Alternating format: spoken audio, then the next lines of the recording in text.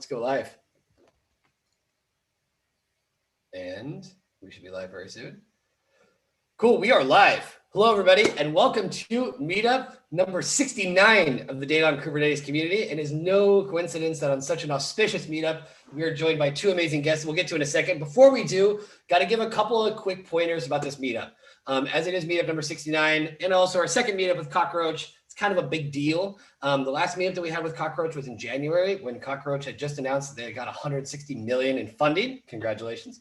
And it was one of our most well-attended meetups, but not only that, one of our most interactive meetups in terms of getting lots of questions going. And a lot of those questions were answered by one of our guests who's going to be with us today, who's Keith. But a couple other things I just want to mention before we get started.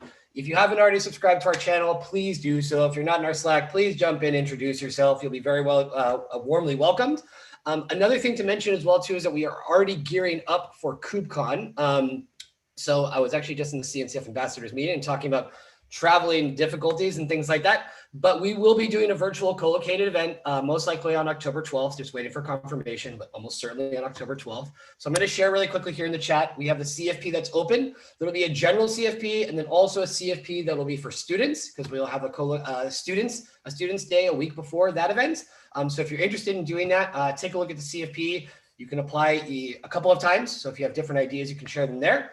Other things that we have going on, excuse me, specifically for this meetup, the best summary that is written for this meetup tomorrow on LinkedIn, you'll have until midnight, wherever you are in the world, to write a summary. The winner will get some swag from the DoK community. If we're lucky, because I didn't tell the Cockroach folks about this, we might get some Cockroach swag in there as well too. So hopefully get a nice mixture. And obviously we'll get a big shout out and all that good stuff. So we are gathered here today because one of the big things when we're talking about our community is sharing knowledge to help folks upskill.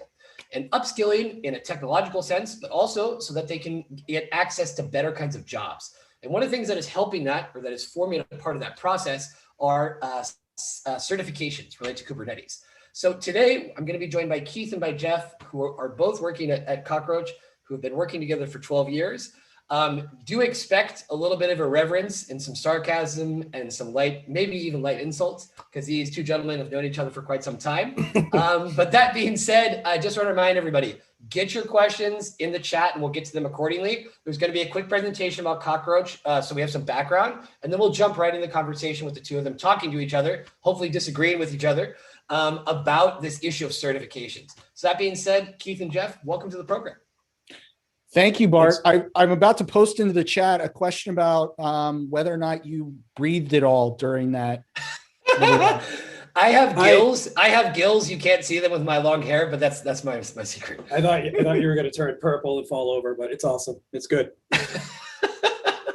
Okay, cool. That being said, I think we can turn it over directly to you, Jeff, if you want to share your screen. And like I said, folks, feel free to get your questions in there. Take notes on what they're talking about if you think you're going to write a summary to try to get some swag through our LinkedIn challenge. But like I said, Keith, you are free to take it away.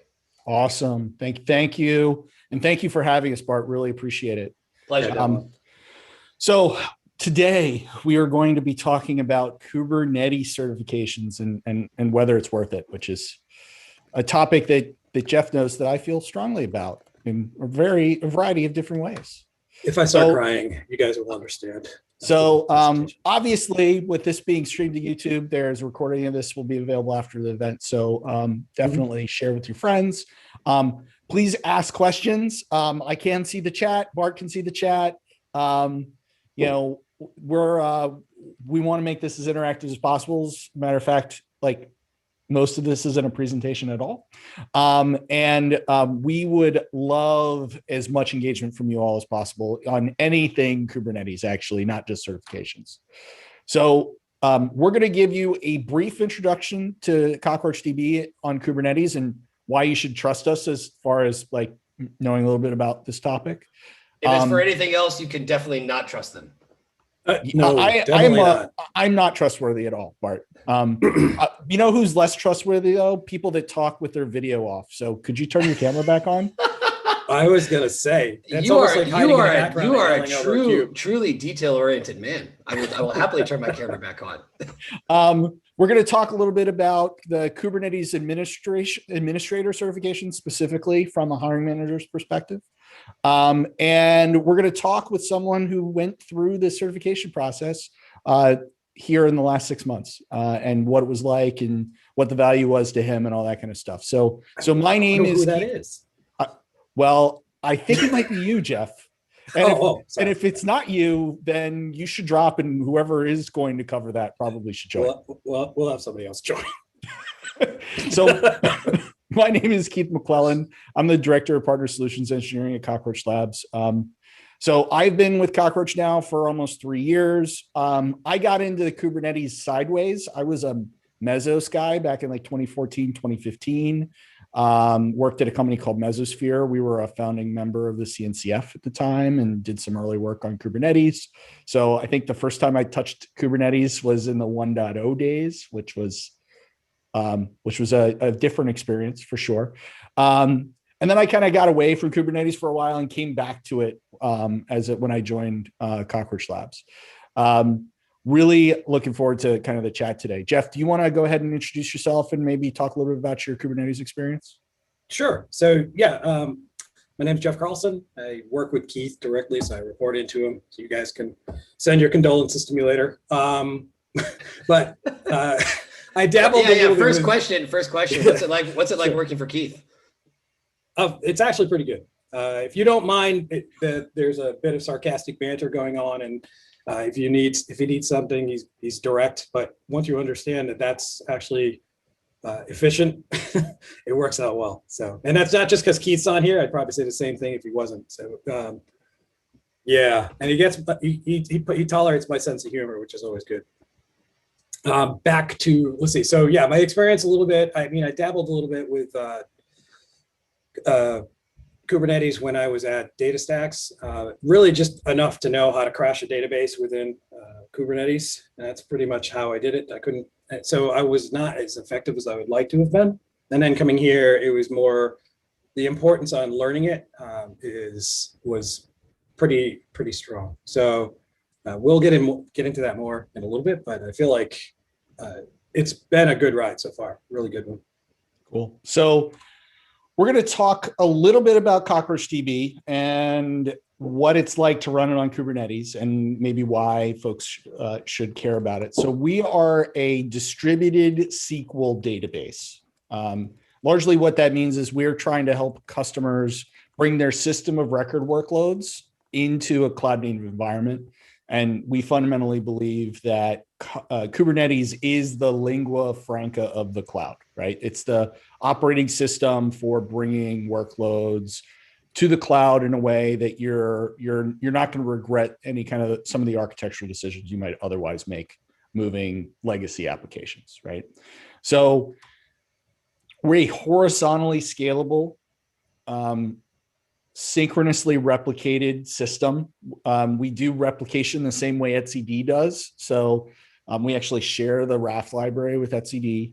And what that allows us to do is to have a single logical database distributed across nodes in multiple places and be able to guarantee the consistency of transactions. So this allows us to do some great stuff around scaling up elastically very quickly, being able to scale across multiple data centers in multiple regions, be spread across multiple cloud providers. There's another webinar with a demo that I did with Jim Walker, who joined me the first time, that uses something called KubeDoom. So, which is what it sounds like. It's running id Software's Doom from 1996 on Kubernetes as a chaos testing tool. And you go around and you kill daemons, and it kills pods in your Kubernetes cluster. And we do that while the database is running, and we kill database pods with it while we're running load in one of the other data centers. Yes, and if you want to work at Cockroach too, you can play with video games as your daytime job for Kubernetes. Yes, no? Yes, I got paid to do that. I did. I got paid to build the demo, and then I got paid to show it off on a webinar. That's very true. That is an actual career at Cockroach Labs. Because we're distributed and because we do consensus-based synchronous replication, We can design an environment to survive lots of different types of failures. So Kubernetes effectively becomes the failure domain. So in an environment like this, you'd run a Kubernetes cluster in each of these data centers. You'd run a single Cockroachdb cluster across all of these data centers. And then if you lose an entire region, you lose an entire Kubernetes cluster, everything still works. And the only thing that you have to worry about is making sure that your users get routed to one of the remaining data centers. But there's no loss of data. There's no total database outage. The database is self-healing. When that region came back online, we will re-replicate to it all of that stuff. We basically take the magic of Kubernetes and allow you to apply it to kind of a distributed multi-site stateful workload. And because of that, it allows you to do some things that a lot of our customers have struggled with previously, right? Most cloud native databases require you to do all of your writes in one data center, right? Or they don't guarantee consistency, right? So we're a fully ACID compliant database with serializable isolation. That's the highest level of isolation for an RDBMS. That means that we are eligible to be used for financial transactions, things where correctness is the most important thing. So you probably wouldn't want to use like a asynchronously replicated database to manage, say, like your bank account, right? So think accounting software, financial transactions, that kind of stuff. So one of our biggest customers is a company that we've all worked with in the past 18 months, DoorDash. They were having problems with the cloud native database that they were using that was specific to a cloud vendor, where all of their writes had to go to a single region. So the further you were away from that data center, the worse your performance was. And it started to kind of fall over on them, right? They were having issues basically with payment processing. And they decided to move to Cockroachdb to solve that problem so that everybody was having their payments processed in a local data center, but it was still globally consistent. And recently they've decided to move a lot more of their backend platform to Cockroachdb. And I think there's going to be some more announcements on that front here in the next couple of weeks. So I won't say anything further. But the reality is that Cockroachdb was built by 3 ex-Google people who did a lot of work with Borg and were inspired by the Google Spanner paper. So Kelsey Hightower, everybody in the Kubernetes ecosystem knows Kelsey. He's like the lead developer advocate for Kubernetes out of Google. He says that Cockroachdb is to Google Spanner what Kubernetes is to Borg, right? So we are effectively the open source agnostic implementation of the same research that went into building Google Spanner. We have a recently generally available 2.0 operator for single site deployments of Cockroachdb on Kubernetes that I'd spent a lot of time working on, so we can chat a little bit about that. We have a Helm chart for kind of more naive deployments. We also support stateful set config files for customers that have custom deployment requirements. You can run across as many Kubernetes clusters as you're likely to ever need to. And Cockroachdb provides geotagging functionality so that we can optimize your replicas so that they're as close as physically possible to where they're actually being used, so that we can both have kind of that hit that high availability requirement, but also give you local performance as you're interacting with that data. Under the covers, we're of course using stateful sets and services and all of the kind of Kubernetes primitives to make that happen. And it's not just that you can run Cockroachdb on Kubernetes. All of our managed service offering, Cockroach Cloud, which is Cockroachdb as a service, runs on Kubernetes in the background. So That means something like a third of our paying customers already run a self-hosted cluster with with enterprise entitlements. I think it's over 2,000 community, like free Cockroachdb core clusters are running on Kubernetes, and every single one of our Cockroach cloud instances is running on Kubernetes. So suffice to say, we're a Kubernetes company with a database problem, maybe more than anything, which is why I spend so much time talking about and thinking about and building stuff for Kubernetes.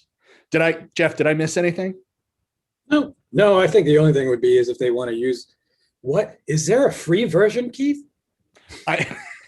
Yes, there is a beta, free version. So first off, we have Cockroachdb core. You can install it on your laptop. You can even simulate a multi-node or multi-site environment with Cockroach demo.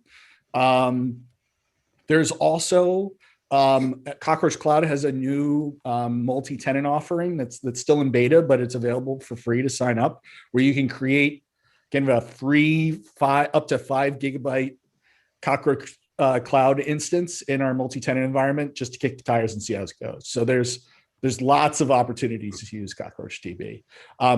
And also slices and dices and makes julienne fries, I think, but I'm not 100% sure about that. I just was going to cut through a Coke can right now and see if it still works afterwards.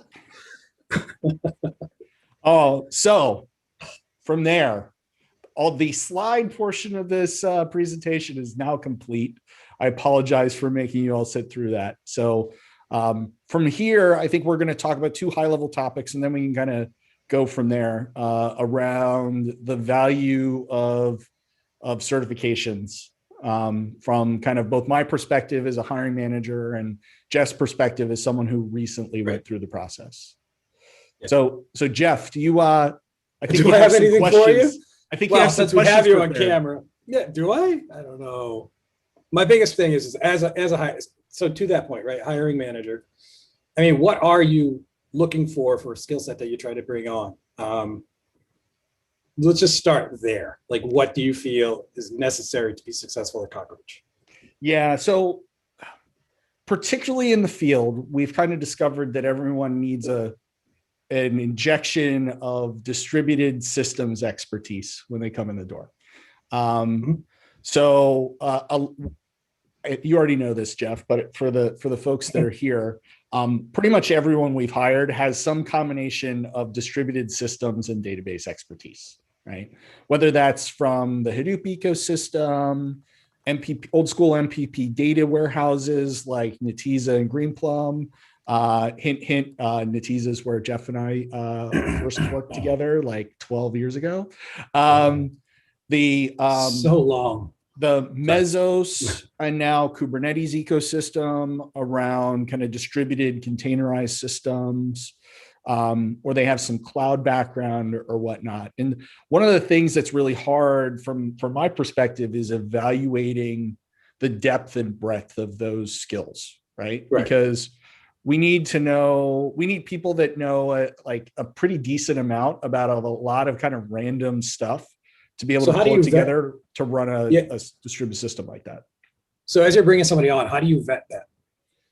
Well, a lot of times from like a career perspective, I'm looking at somebody's resume and I'm trying to see if they've kind of jumped around to multiple parts of the technology stack successfully.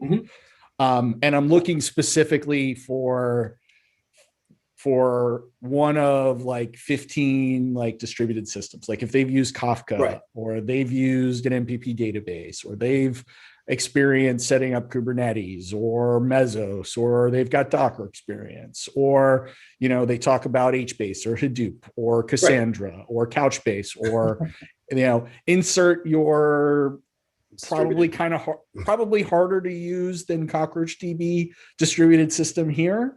Right. That's generally a good thing. I think the other spot is really around some of these certifications that we're here to talk about today. Right. I don't get that much time with a candidate that I haven't worked with before to know if they're going to be good.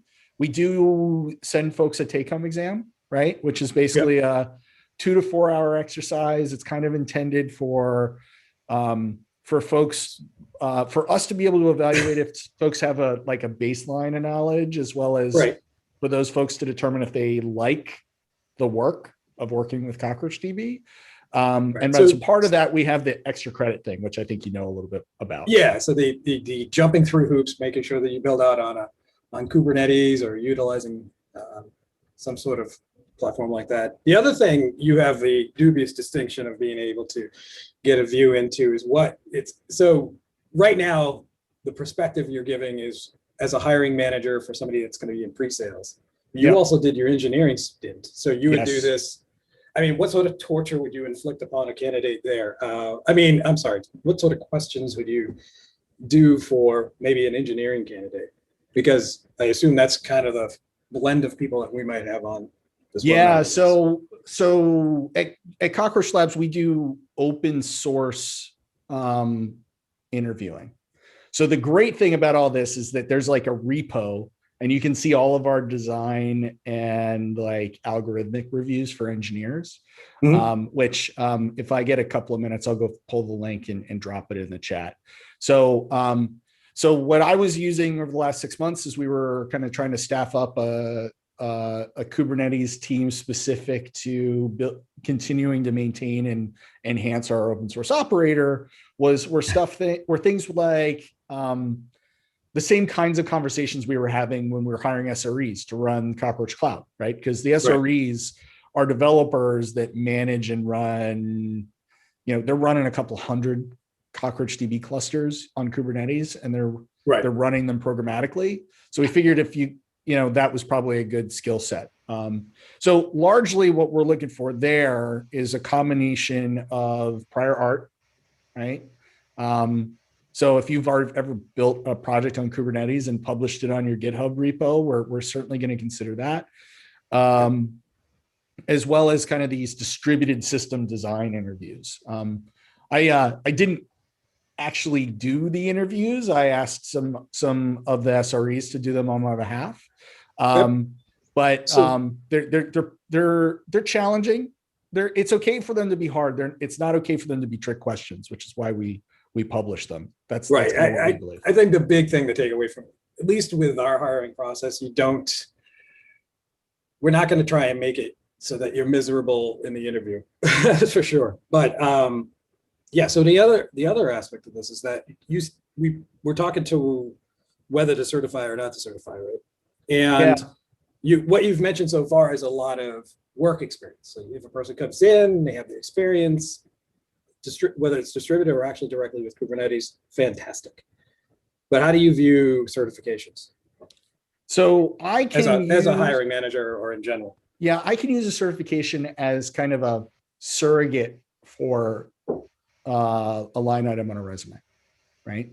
So for someone, I've talked to a lot of people about like potentially coming to Cockroach Labs or coming to past companies, and a lot of times it's people that are trying to make a change in their careers, right? They want to move towards a new technology that they're not getting to use at their current job. And sorry, Keith, with that in mind, because this ties into a question we got from someone in the chat. When you're talking about career changes, do you look exclusively for software engineers or distributed systems and DB database practitioners? A blend? I may suppose it depends on the role. It very much depends on the role. My philosophy on hiring is very much, I try not to hire the same person twice. So I'm not necessarily looking for a specific skill set. So as I'm looking to fill a skill set that I don't have filled on a particular team. Now, the vast majority of my hiring experience is field engineering, pre and post sales engineering that's doing customer facing stuff. And so a lot of times we have to kind of handle dynamic problems that are not well defined. It's a little different on the engineering side. When I was kind of acting as the hiring manager on the engineering side to build this team out, we were certainly looking for software engineers first that also had some distributed systems experience. So So my perspective as a hiring manager, if someone's gotten a certification that I'm familiar with and that I know demonstrates that they have some of the experience and knowledge that we're going to be looking for, I can use that in lieu of work experience on a similar technology, right? Yeah, so not hard and fast. It's not a hard and fast. It's not required. It's not like I say, if you don't have a CK certification, I'm not going to hire you for a Kubernetes thing. If you've been working, you've been a Kubernetes SME for 3 years and you've been too busy to go get certified, I would fall into that bucket. I don't have my Kubernetes certification specifically because I got started before the certifications were a thing. And then I just never had the 80 hours to go do the studying for the test. Right. So is it 80 hours? Is that all I did? I think it was more like 120 for you, but I mean, for the average person, me, it would take you 80 hours. I mean, I'm just saying, like 3 to 6 months. It's all good. Another follow-up question with that too is that because you mentioned Keith, the customer-facing aspect. There's no customer-facing certifications. You know what I mean? Like that's something that what kind of metrics can you really put on that? I guess you either have the experience or you don't. Yeah. But I think it's really important because like we got the technical side, but can you sit down with a customer and perhaps in some kind of gray areas to diagnose what's going on and where it's not always super clear about what that, like I said, where it's just not black and white. Yeah, well, and a lot of the interview process that we do here is scenario-based interviews. So what we're trying to figure out how you approach problems. A lot of times there's not a right answer. Right. Yeah. Yeah, exactly. Or there's more than one right answer. Because if there was, I wouldn't have got them. That's for sure. So the other, but I think I just want to add on to that. Right. It not only is it scenario based, but it really is to see if you're a culture fit, and that should be important. But from a customer facing standpoint, that could be almost anything from have you done tech support to pre-sales or what have you. Just that you don't throw up on yourself when you get in front of a customer. You're not shy about it. And that's what we mean when we really talk about customer facing. That you're able to present professionally in a fashion. As jokey as we like to be, at the end of the day, people like it when you're a little more professional than Keith is on a regular basis. Thanks. Appreciate that. High standard. So we're certainly in this spot though, where a certification is going to help a hiring manager, whether it's at Cockroach Labs or elsewhere, determine if you have a skill set that's not otherwise obvious on your resume.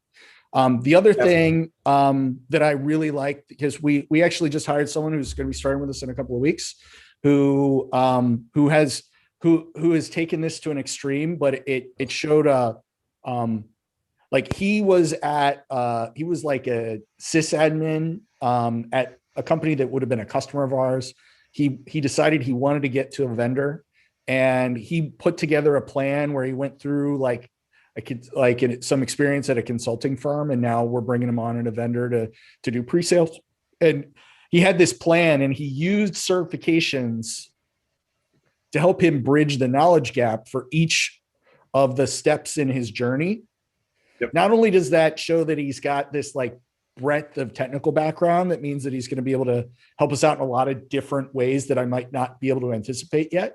But it also kind of shows that someone's dedicated to doing what needs to be done to get whatever it is, whatever challenge comes up next. Because we don't necessarily know what that's going to be, right? So I would rather hire someone that's dynamic, that's kind of demonstrated that they're motivated, than I'm necessarily looking for a specific skill set.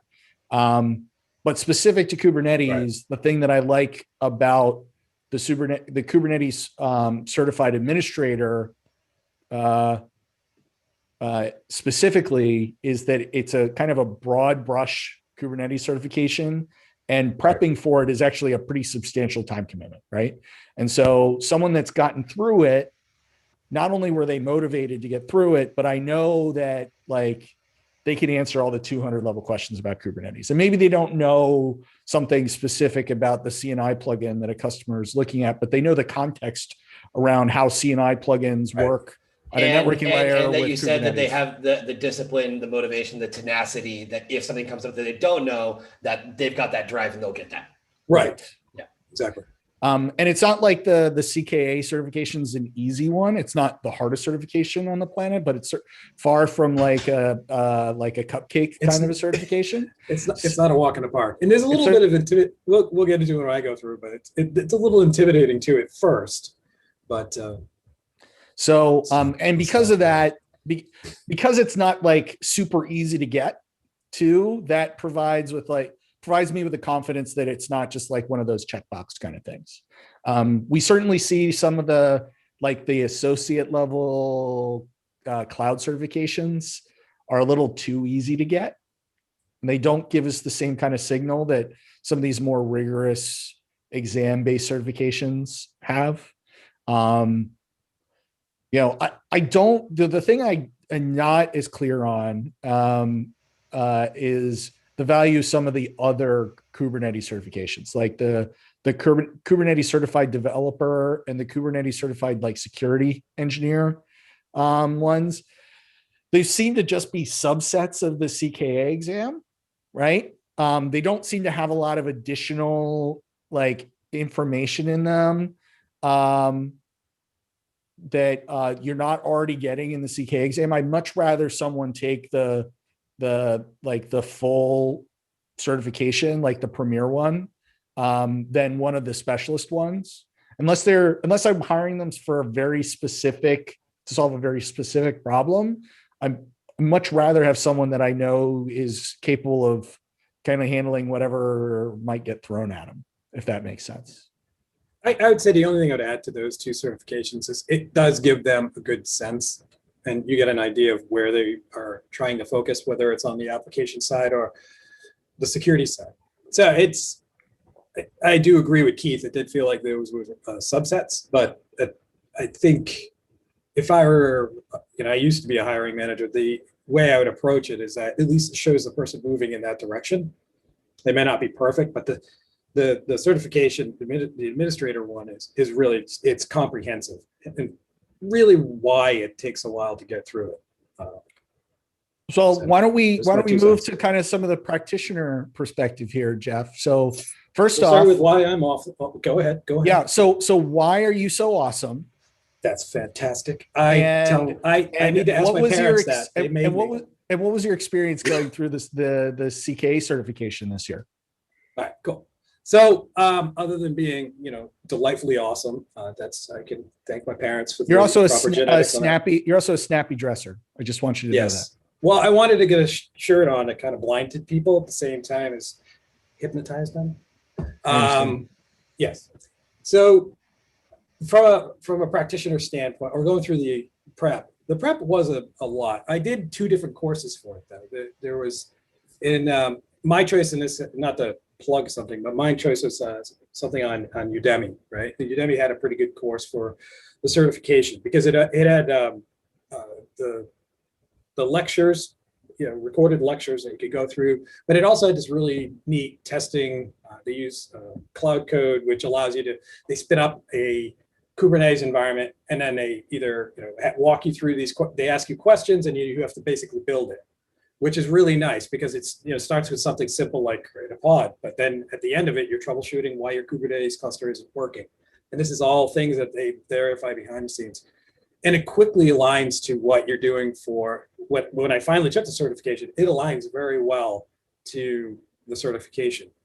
The negative on that is if you have no experience or stuff, again, you need to make sure you're starting with some sort of container technology because you can't start with Kubernetes if you don't understand containers. But that being said, I found it really comprehensive to the point where I felt really comfortable getting into conversations about Kubernetes, even though I think from a practical nature, there's nothing that replaces that interaction between you and another, a customer, or trying to figure out a problem that you're already experiencing in your given environment. So I felt that way. It was, again, like I said, it took 2 courses. The second one was much more comprehensive and effective, and that one I attribute to being able to pass it, the certification. So what was, I know that the Udemy class that you took was something like 40 hours worth of videos. I know that Linux Foundation has a instructor-led training, similar instructor-led training was it's 4 days, which would be 32 hours of instructor-led training. Well, after you went through the videos once, what was your prep time from initial study to when you felt comfortable taking the exam? Yeah, so I mean, part of that had to do with, you have a day job and I have kids, and locking myself in a room was, and they start asking who's the man in the room. That's a problem. I just, my children don't know me anymore. No, actually, the whole point, once I finished the course, it is about 40. It was a vacation. You had an excuse to tell your wife that you couldn't, okay, you couldn't take care of the kids that afternoon because I'm studying. It's COVID. I'm in my room drinking. I mean, studying. No, I would say once I got through the 40 hours of the lectures, but keep in mind, at the end of each lecture, there was a test. So the test would be up to an hour long, right? So it's really 80 hours if you count the test part in. And then I went through the tests again because I'm obsessive. So I would say from the point I actually finished and the point it was, it was pretty quick because Keith and I had a conversation. He's like, you really got to sign up for the certification. So my suggestion is nothing lights a fire under your butt, like signing up for the certification, putting that date and making sure that you work towards that date when the certification occurs. So I would say it was pretty quick. It was a pretty quick turnaround once I went through the testing again that I scheduled within 2 weeks. So that got executed. You gave some really interesting advice to the team, because we have some other folks at Cockroach on our blended team. So my manager, who's head of worldwide sales engineering, he's incentivizing his entire team to get Kubernetes certified because we run into a lot of Kubernetes, obviously. Just a little. And when we were talking about it on a team meeting, you had a strategy for folks that I'll let you share. I won't steal. Oh God, I don't even know. I say, so the problem with me is I say a lot of things and forget what I said. So if you're talking about it's you suggested folks that already have some Kubernetes experience, if they weren't sure what they need to study up on, right, you suggested going through taking the end of section tests from this particular Udemy class. So yeah, and then just going back and watching the videos if they didn't pass. Right. And that's pretty much what I was doing as well, but not fully. I actually went through because I wanted to know how everything interacted. But if you already know it, and this particular one, like I'm talking about the Udemy one, they have a whole separate, you could literally just log into the tests and then that's it. Go from one test to the next, to the next, to the next, or start where you're like, okay, I know all this stuff. I'm going to start down in the middle. Maybe I want to start with networking and such. So it would say that will cut down on time. And you'll know pretty quickly because the tests usually have anywhere from 12 to 25 questions, but the questions require you to do something. So, they might be something simple, like how many pods are running in a given namespace, or what are the deployments that are currently, what's in the current, XYZ deployment. Those are simple, but then it's, okay, now you have to deploy that, expose those deployments, be able to work with them. And that I felt is a lot quicker. If you have experience and you want to get the certification, just take that route. If you don't have the experience, like I said, you still should start with Docker if you're not familiar with it at the very minimum from a container standpoint, but then move into Kubernetes and drive through that pretty heavily. I actually really liked it. I thought it was, and I'll be honest, I'm not one to go get certifications a lot. It's been a while. So it was just like a driver. Yeah, I'm old enough to, I've got enough experience. I don't need to do that again. But I mean, it's not like I got DUIs on my, oops, sorry. Anyway, but it's more, but it's to that point, right? I tend to have more practical experience, but I felt in this case, it's a very complex piece. And to really adequately understand it, I just wanted to go through it. And I went through it multiple times, and then it really was getting ridiculous. Like I either should take the test or just give up, that kind of thing. So, well, and you passed on the first try, so you need to take the test. I did. I will say this on if those who are looking to take the test, because of how it's structured, I would go through all the questions, all the ones that you know you can answer really quickly. Bang, bang, bang, get all the way to the end. It's 20 or so questions. But they all require you to do something. They're all practical, like build this, do this, what's this, and in an environment, multiple environments, and then come back to the questions that you did that or were more complex. Because if you spend too much time on those, you won't have enough time to finish the easy ones, and then as a result, you run out of time because it is a timed exam. And I stink at that stuff. So at first, you start that little panic, and then you just be like, okay, well, I'll just go through and do the easy ones, and then I'll come back and do the hard ones. And that worked out for me. Couple of questions. Sorry, a couple of questions. Yeah. One from Leonard. Presumably, one should be very familiar with Linux, CLI, and Bash scripting and containers before even beginning the CKA prep to take the exam. Would you agree with that? I would. I think. Linux, I don't very comfortable. I think comfortable, not very comfortable. I don't think anybody needs. You don't need to be like a Bash scripting wizard. No, but you probably need to know your way around the Linux box. But if you're not if you have to look up writing a while loop, that's probably fine, right? I do that all the time. If you didn't know LS and that kind of stuff, you might struggle. If you're a general user of Linux, I think you'll be fine. I think the big thing that I found interesting is learn how to quickly make a YAML file. That I can't say that enough, which is there's a command line to be able to do that, but that will take you the most time, especially as you do the exam. YAML-int is your friend. Well, YAML-int's fine from being able to structure. I'm talking pre-build. Oh, yeah. Yeah, so Kubernetes allows you to be able to run a command line and say dry run, and then when you do the dry run, you can output that to YAML, and it will build it for you, and that saves you a lot of time. And for the test, you should really be familiar with VI or some technology like that to be able to edit these files, because you're going to be working on your laptop, but they're going to only allow you to have, actually, you're on your laptop, but you're running it on the environment that they provide you. You need to be familiar with it. Yeah, and then a couple other comments. Knowing how to manage Creo or just know Docker basics. Which one would you recommend?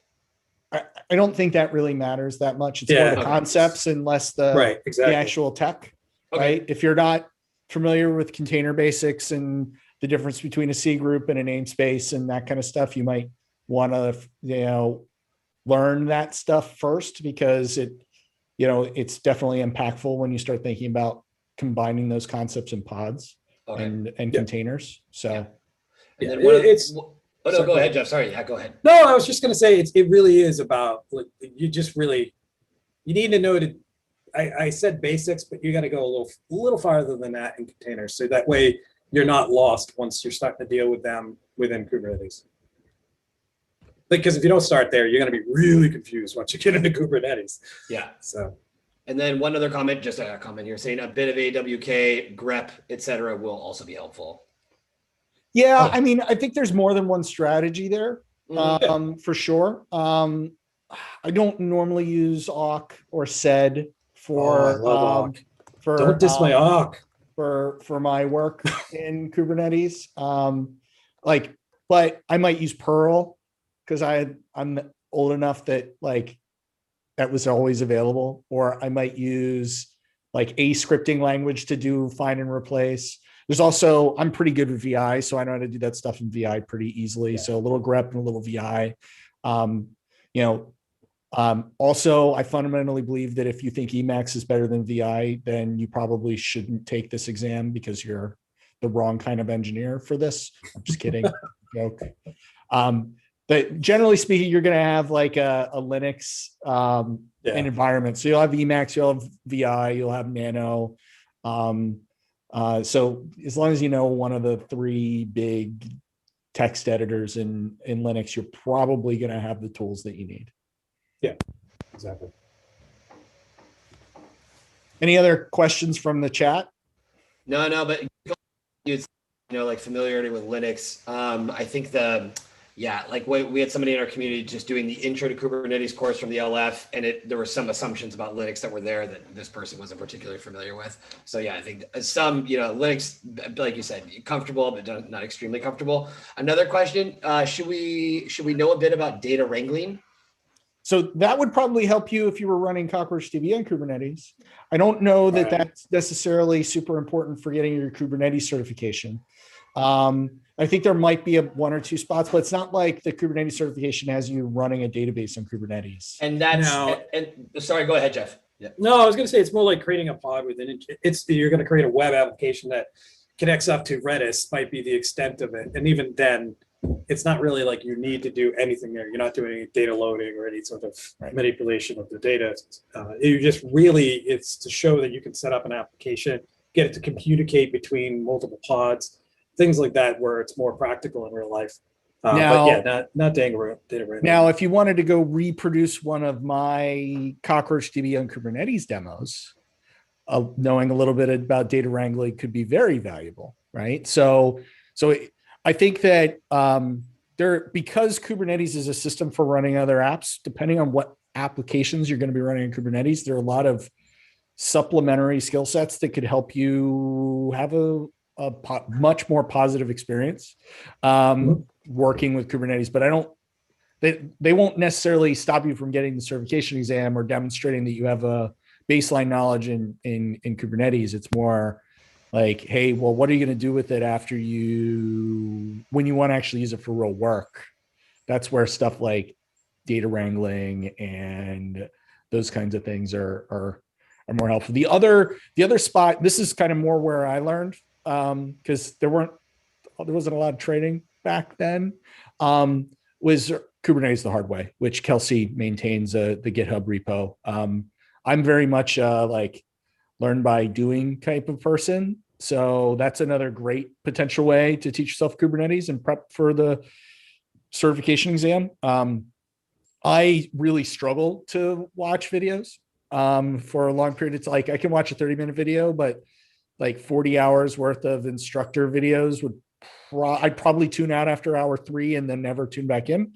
So, and if you're like me, and you're not going to spend, the couple $1,000s that the Linux Foundation charges for like instructor-led training, then hands-on, like Kubernetes the hard way is another great way to potentially prepare for something like this. It's all about your personal learning style, right?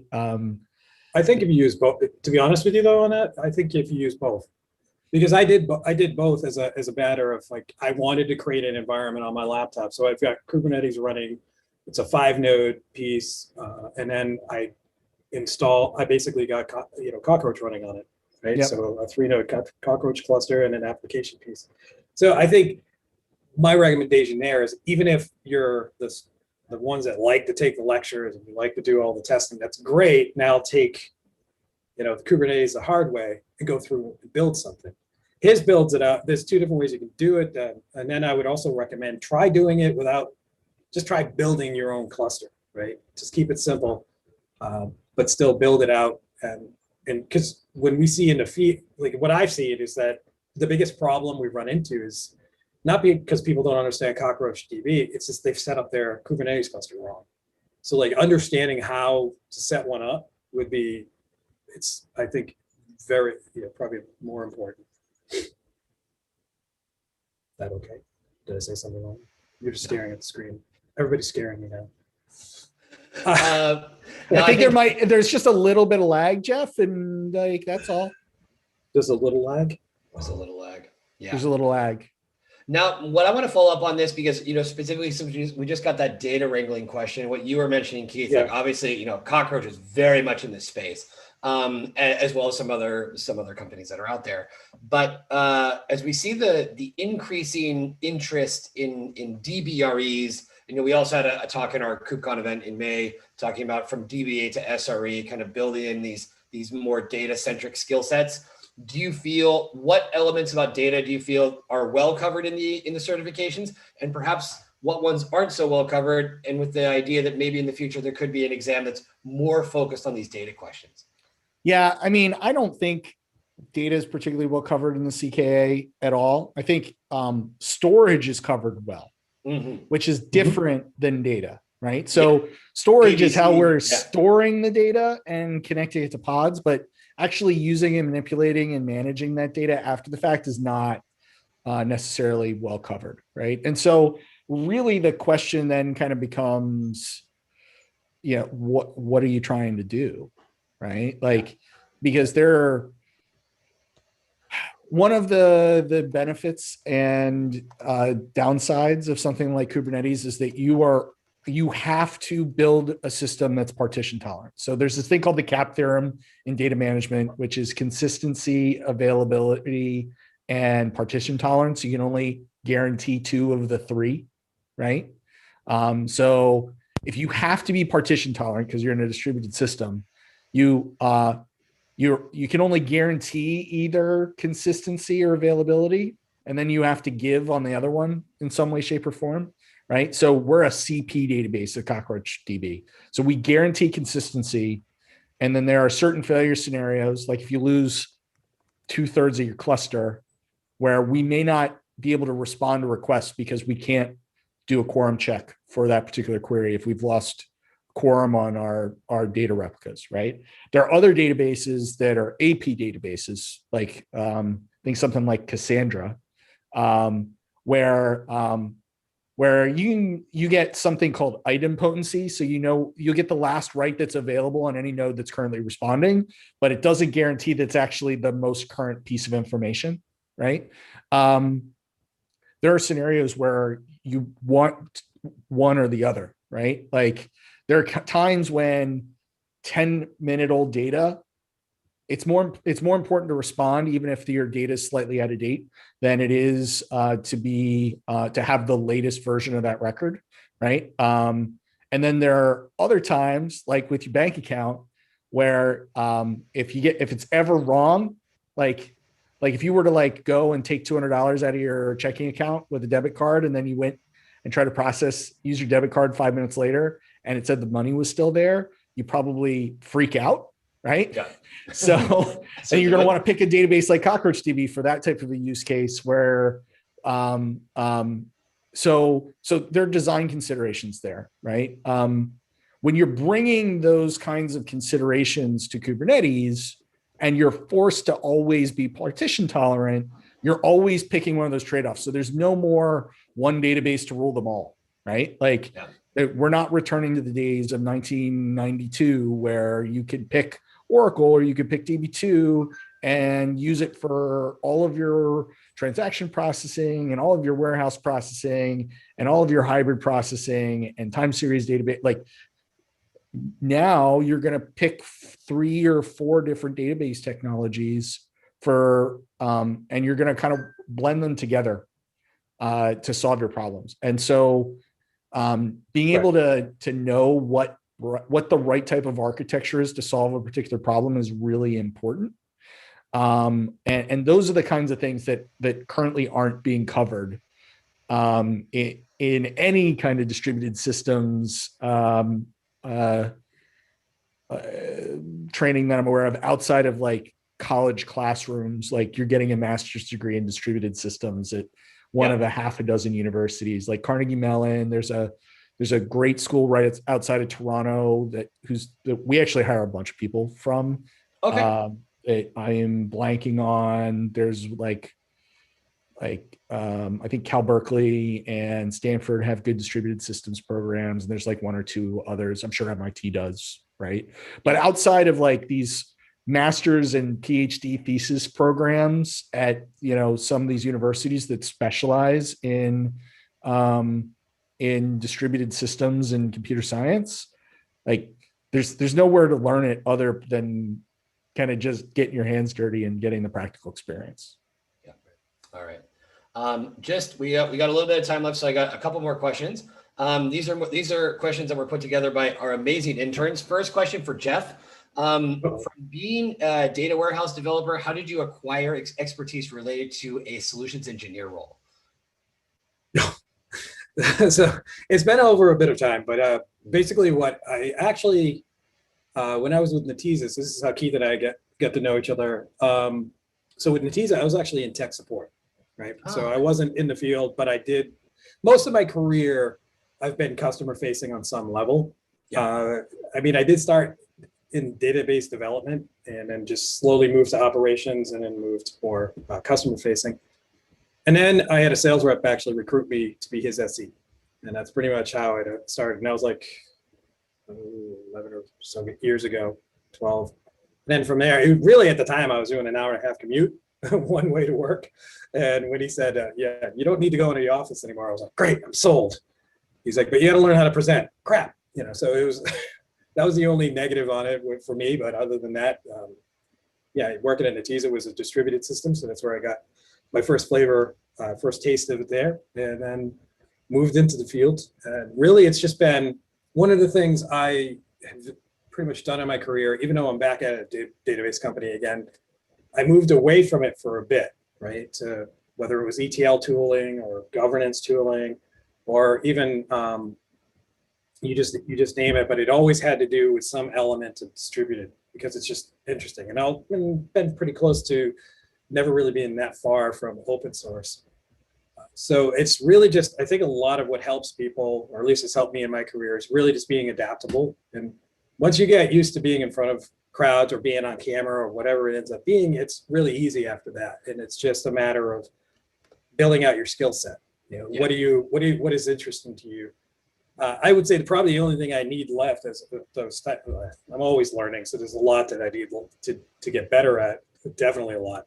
But the area I haven't done is really app development, the front end. I have not really done much there, but it's been more the plumbing, which is less attractive. Yeah. It's less, it's like going in a house and looking at the plumbing and then looking at the electrical. It's great. We're going to wall this up and then hide it behind a facade.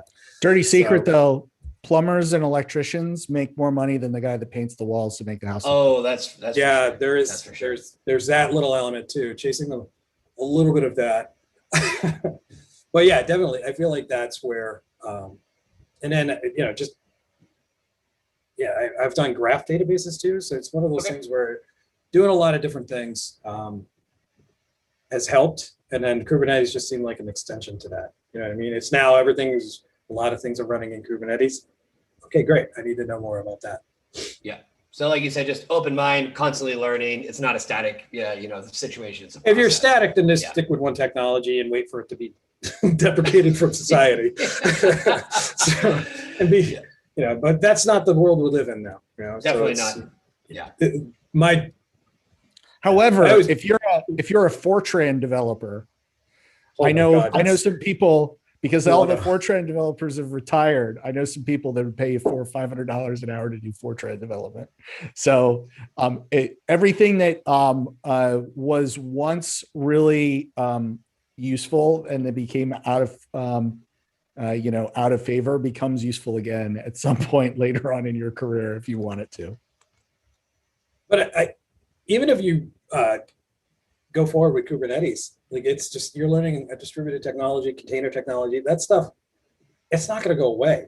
It's just, it may be, morph over time, but it's going to be there. So once you learn those fundamentals or understand how they work, that'll serve you to understand new technologies a lot quicker. And that's really all you're building your base on. Yeah. To be more adaptable.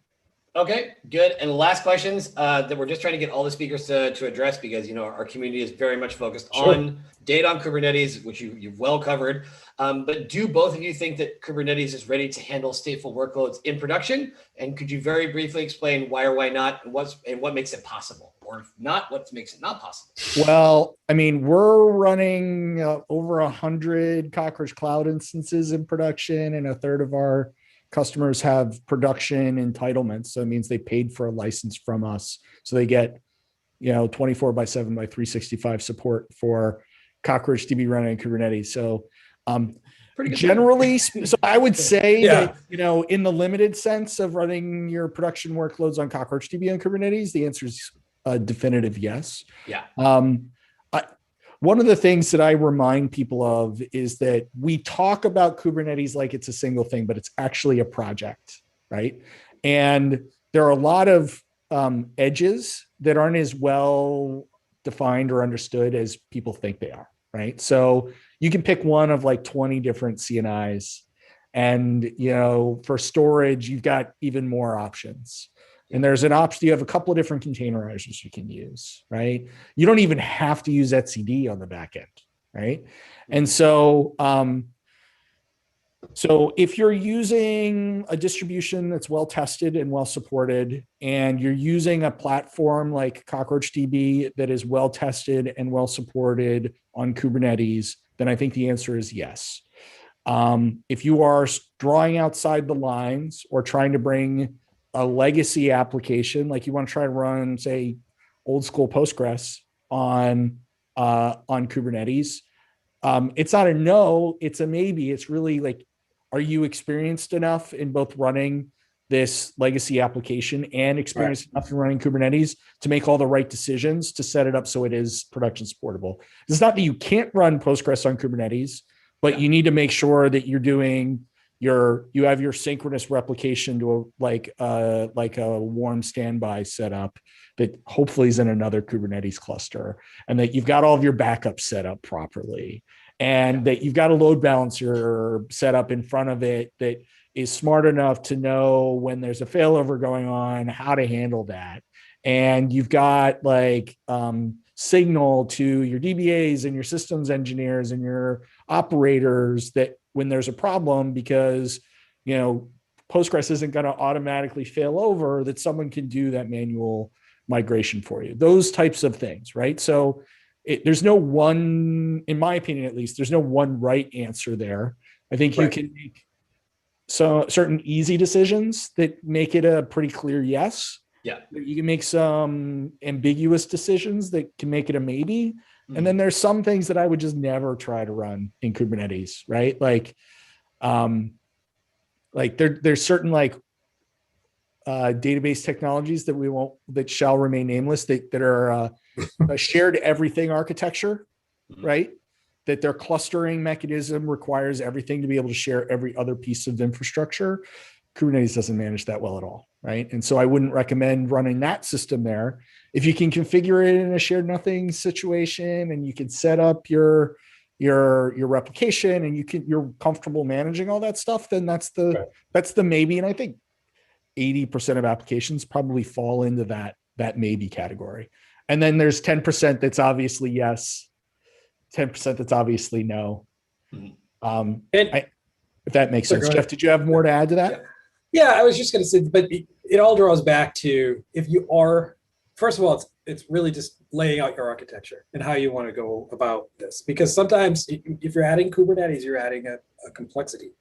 So is it a route you need to go? Is it necessary? On top of that, you need to make sure your Kubernetes environment is solid. And I say that because, go back to a comment I know I made earlier in this webinar, is around how we are mostly dealing with troubleshooting customers' Kubernetes environments, not a problem with the database.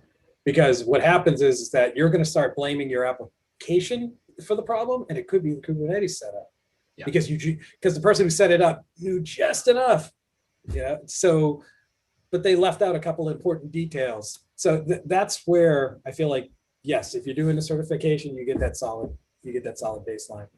But I echo pretty much everything Keith said about, will it work in production? Well, yes, but and our popular answer for solution engineering is, it depends. What are you doing? And then you go through and try to see if the architecture really should move there, or you're just really doing it because it's the now thing, right? So you want to make sure that you have a proper use case for it and that your environment's stable, and you move forward from there.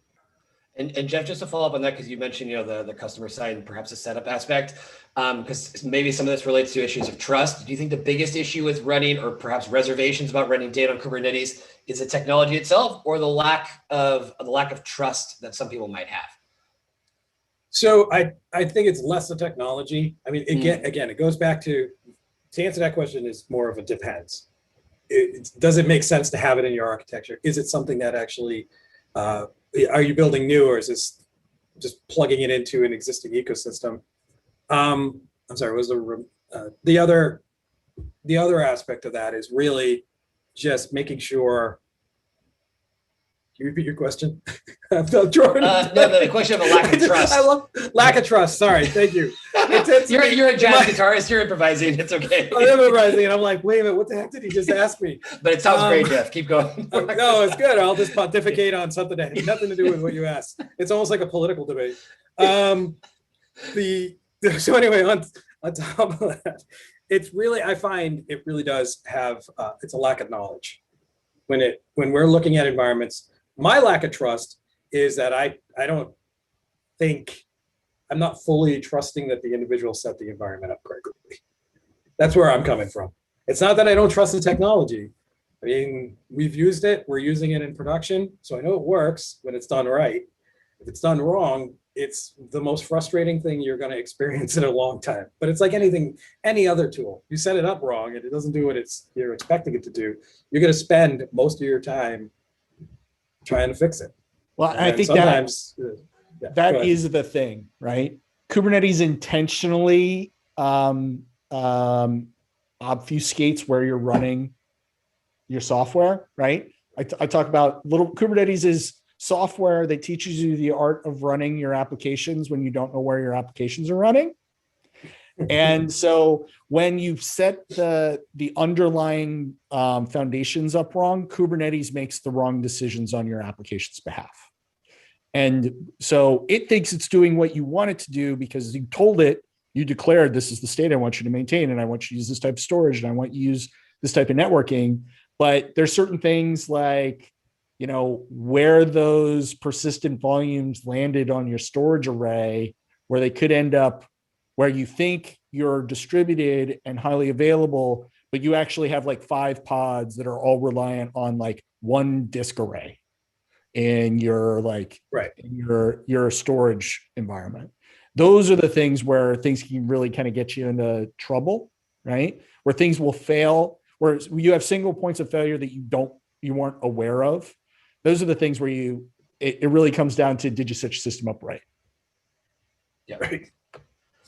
And this is once again the need. I think that goes back to the need for certifications, because a lot of companies say, you know, like we want to be working with Kubernetes, but we literally just don't find, we're having the talent is the biggest issue. Like we're not getting the people that can set those things up correctly.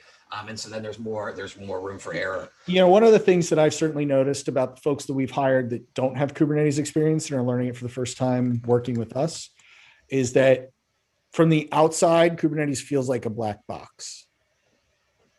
And you kind of need to demystify all the stuff that Kubernetes is doing for you, so that you can then start to apply the other pieces of technology you have experience with. Like most of the folks we've hired, they know how to set up storage, they know how to set up networking, but they don't know how that works in the Kubernetes ecosystem. And I think certification, particularly on Kubernetes, helps bring all of those like disparate threads together for them in their minds.